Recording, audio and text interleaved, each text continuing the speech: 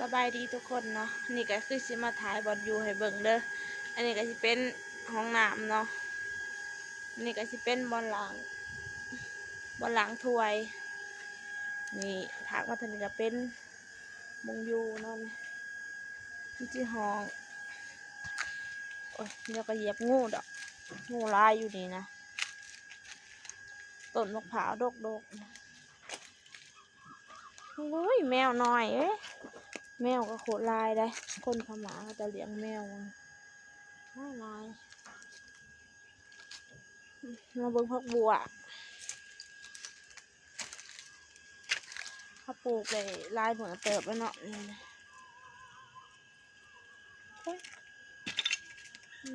พักบัวฮะโอ้ย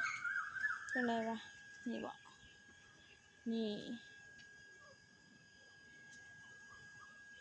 ถ่ายทางไหนวะจะเห็น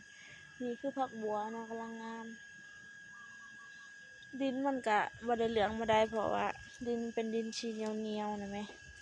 มันบ่คือดินบ้านเฮา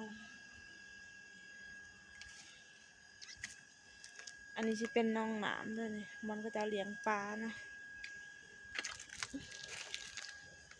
งูจงอางสิออกมาตัวนี้ซะเนาะ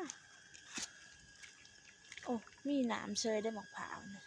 เมื่อนั้นพากินละมากนึงเมื่อนั้นผาวแก่กกมันบ่สูงบ่ได้เนาะมันนี่ก็จะเอาขึ้นไปเอามากินมันสิมอนอยู่กับชิมี2 สันเนาะ